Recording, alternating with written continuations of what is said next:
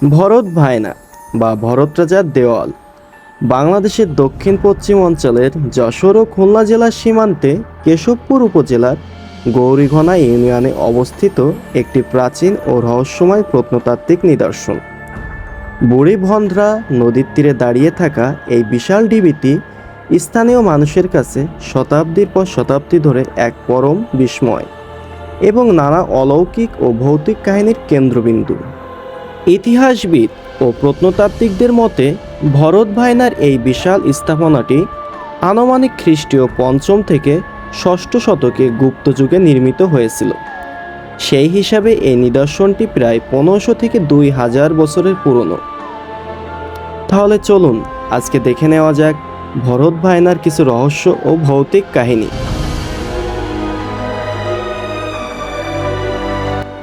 বিখ্যাত চৈনিক পরিব্রাজক Hiuen Tsang যখন ৬৩৯ থেকে ৬৪৫ খ্রিস্টাব্দে এই অঞ্চল সমতট ভ্রমণ করেছিলেন, তখন তিনি এখানে ৩০টি বৌদ্ধ মন্দির, সংঘারামের বৌদ্ধমঠ, উপাসনালয় কথা উল্লেখ করেছিলেন। ভরত ভায়না তারই একটি বলে ধারণা করা হয়। ১৯২২ সালে এটি সরকারের প্রত্নতাত্ত্বিক জরিপ বিভাগের আয়তাভুক্ত হয় এবং ১৯৮৫ সাল থেকে ধাপে ধাপে খনন করে এর মূল অবয়ব বের করা হয়। এই স্থাপনাটি তৈরিতে যে ইট ব্যবহার করা হয়েছে তা এক পরম বিস্ময়। এখানকার ইটগুলোর আকার প্রায় ৩৬ সেমি, ২৬ সেমি এবং ৬ সেমি। এত বড় ও ভারী ইট এই অঞ্চলে আর কোনো প্রাচীন স্থাপনায় দেখা যায় না। প্রাচীনকালে কারিগরেরা সম্পূর্ণ হাত দিয়ে এই নিখুঁত ইটগুলো তৈরি করেছিলেন, কিন্তু লোকমুখে শোনা যায় অন্য কথা। তারা বলেন যে সেই ২০০০ বছর আগে কোনো একটি রাতে জিন দ্বারা এই মঠটি তৈরি করা হয়েছিল এক রাতের ভিতর। আদৌ জানা নেই এটি সত্য নাকি অবাস্তব কাল্পনিক কথা। ভরত ভায়না এই দেওয়ালটি ধাপে ধাপে উপরের দিকে উঠে গেছে এবং নিচে মোট ৯৪টি বৌদ্ধ প্রকোষ্ঠ কক্ষ রয়েছে। মূল মন্দিরের ভিত্তি শক্ত রাখার জন্য সমান্তরাল দেয়াল তুলে প্রকোষ্ঠ তৈরি করে তা শক্ত মাটি দিয়ে ভরাট করা হয়েছিল। এই প্রাচীন কৌশলটি সত্যিই অনন্য।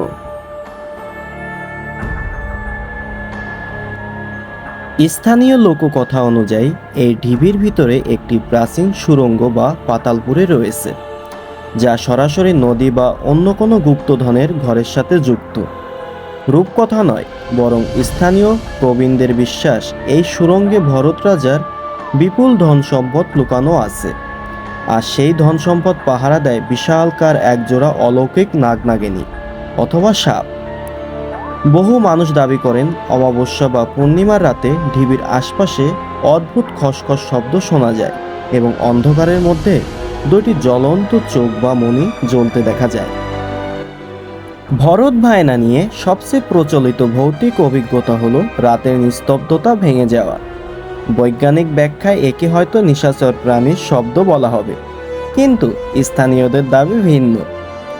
গভীর রাতে ঢিবির উপর থেকে প্রাচীন ভাষায় কারো ফিসফিসানি, অচেনা সুরের কান্না কিংবা রাজদরবারের মতো নুপুরের ঝংকার আওয়াজ শুনতে পাওয়ার গল্প প্রজন্মের পর প্রজন্ম ধরে চলে আসছে। রাতে এই ঢিবির আশপাশে একা যাওয়ার সাহস পান না কেউই। অনেকে আবার দাবি করেন সন্ধ্যার পর ভরত ভায়নার ঢিবির উপর বা তার আশপাশে গেলে এক অদ্ভুত মানসিক বিভ্রম তৈরি হয়। চেনা পথও তখন অচেনা মনে হয়। স্থানীয় ভাষায় একে অনেকে ভেয়ে পাওয়া বা ভূতগ্রস্ত হওয়া বলে থাকেন। লোকমুখে প্রচলিত আছে যে কোনো পথচারী যদি সন্ধ্যার পর অসাবধানতাবশত এই ঢিবির মূল বেদির দিকে যান, তবে তিনি দিক বেদিক হারিয়ে ঘন্টার পর ঘন্টা একই জায়গায় ঘুরতে থাকেন যতক্ষণ না ভোরের আলো ফুটে ওঠে। তবে ইতিহাস আর বর্তমান যাই বলুক না কেন, ২০০০ বছরের প্রাচীন এই স্তূপের বিশালত্ব, নির্জনতা এবং অন্ধকার রাতের গা ঝমঝমে পরিবেশ ভরত ভায়নাকে আজও লোকচক্ষুর সামনে এক জীবন্ত ভৌতিক রহস্য করে টিকিয়ে রেখেছে। আজকের ভিডিও এই পর্যন্তই। আবার দেখা হবে নতুন কোনো ভিডিওতে, নতুন কোনো স্থানের মাধ্যমে। সেই পর্যন্ত সবাই ভালো থাকবে। আর যদি ভিডিওটি ভালো লাগে অবশ্যই কিন্তু সাবস্ক্রাইব করতে ভুলবেন না।